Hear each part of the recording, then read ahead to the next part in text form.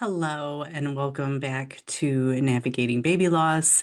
Today, I'm talking about what to do when the holidays look nothing like you imagined.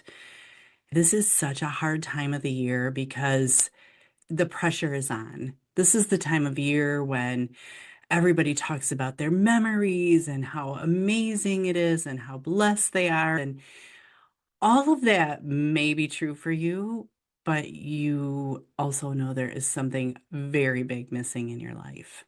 And so it's very hard to feel blessed and grateful and acknowledge that this time of year is just the most joyous time. And it might not be for you. It very likely is not for you. And so I want to just acknowledge that all of those things you're thinking and feeling are valid. They're really normal. It's really okay to be feeling all of those things because I remember my first holiday after my twins. I was planning ahead and thinking I'm going to have to shop and decorate early because my due date was right after Christmas and I wanted to be ready just in case because as twins go, sometimes they're born early. I really was prepping for this whole different season than the one that I got. I just felt lost because not only was every day different than I thought it would be, but every season, every year, it felt like it just was so confusing. I just remember feeling so confused because you're just so out of sorts and you feel so lost because this whole future that you envisioned isn't there. It's completely different now, and you don't know where to start to pick it all up. I just remember feeling so frustrated. And I know it's not just me. That's how I want you to know it's also not just you. Because the moms I work with are saying the same things. It's so confusing. You don't know how to feel. You don't know what to do. The feelings you do have feel not great a lot of the time. You thought that you would be celebrating maybe at the end of your pregnancy. You thought you'd have your baby. I don't know where you are in this season. Maybe this happened years ago to you, and it still is a really hard time of the year. The holidays are hard for not just grieving moms, but anyone who's grieving, anyone who's had any kind of hardship. It just seems to amplify it. Finding yourself right now trying to survive the season when everything feels completely wrong. So today we're going to talk about the gap between what was the holiday you imagined it was going to be and the one that's actually a reality for you, and how to just take care of yourself and be really gentle with your feelings and be understanding of how the season is about to go for you because it's coming. It's coming. The holidays magnify loss of any kind because they are built so deep in tradition and family and all of your future dreams and children, especially. And your brain had already created this beautiful, magical picture about introducing your baby to new people at Christmas who hadn't met them yet, or having your first family photo and introducing them to all of your family traditions. And every message that you see is geared toward children, family, holiday, joy, blessings, and you're feeling a lot of pressure to be festive. And you might not feel very festive right now, and that's okay. Grief really intensifies during the holidays because of the societal expectations versus internal reality for anyone, not even just people who are grieving a baby or have had some sort of loss. We all have this fantasy dream of what this Christmas is meant to be. We watch the Hallmark movies and they're so dreamy and joyful. Very often, our reality is not that at all. Grief just intensifies those feelings. It's not just that you're sad, it's because the whole world expects you to be joyful and grateful, even when your whole world is gone. Last year, I was working with a mom, and she could not even walk into a store without breaking down. There would always be something, whether it was an item in the store, it was a mom with a baby, there was some gift idea that she thought she'd be doing with her baby and she's not. And it's just really normal.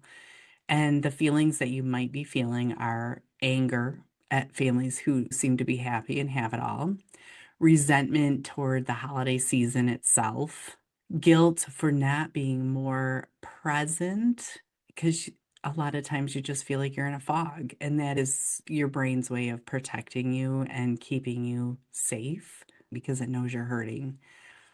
Some moms skip the holidays entirely, others will go through just feeling completely numb. Wherever you are on that spectrum, even if you're feeling nothing, that's okay. There's no right way to grieve during the holidays. Here are some steps I recommend to keep in mind as you begin this holiday month. The first thing I want you to do is give yourself permission to do things differently this year. You don't have to keep every single tradition. It's okay to say no. It's okay to skip things. It's okay to not do things that you normally do. That doesn't mean you can't pick them back up in a year or two if you feel like it. But if this year's just too hard, give yourself permission. It's okay. I skipped a Christmas Eve gathering the year that my twins died because I just couldn't do it. It was too many people, too much noise. And just because you always do something doesn't mean you have to do it this year. I went back the next year. I've been back every year since. But that one year, I needed a break. And there was a lot of judgment. There was some guilting going on, but I didn't care. And I want you to give yourself that too. Create one small way to acknowledge it, because just pretending like everything's fine and this is just a normal holiday for you isn't normal. So do something, do something special. I always love a special ornament on the tree or special decoration, maybe a stocking, something really meaningful. It can be public and you can announce it to everyone here or not. It can just be private, but it's really whatever it takes for you not to dwell just in the sadness.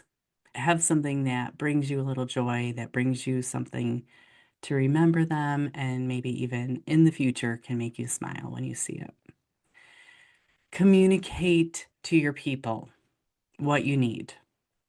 You can start saying things to your family like, this year's really hard for me. I might need to do things differently. I might need to step away. I might need you to understand that I'm not going to come to this one event. Give your partner or someone that's with you permission to tell you when it's time to go. Be an accomplice when you say, it's time, I've got to go. And it's okay to set boundaries about baby talk and pregnancy and announcements. It's okay for you to say, I can't do it. If we're going to talk about this, I'm not coming. Plan for those moments when the triggers come. Identify what will be the hardest. Is it seeing your cousin's baby, the gift exchange, Christmas morning? Where are those hard parts likely to be? Have a plan for them. Whether you just change it up, change your environment, take a walk, get out of the room, text someone. Maybe you have some jewelry that you go to and you look at, just think of something that makes sense. Be ready for anything because it's likely to go up and down all season long. You might laugh at something and cry 5 minutes later. That's very normal. Joy and grief do exist together. And it's really confusing, but finding moments of peace doesn't mean that you're forgetting your baby. You're going to get through this season. It won't be the one that you planned, but you will survive it. And because your baby's not there doesn't make your holiday meaningless. It just is an opportunity for you to make your love for them even more visible. And if you're looking for more support as you navigate this new year, this holiday season, I'm hosting a free workshop this Thursday, December 4th, where we're going to talk all about rebuilding after loss. And if you're feeling stuck and you're ready to find a path forward that brings your baby with you, not forces you to leave them behind, this workshop is for you. Go to navigatingbabyloss.com/workshop. If you can't make this one, if it's just too soon or you're listening after it happens, I've got lots of dates coming up where I'll be talking live.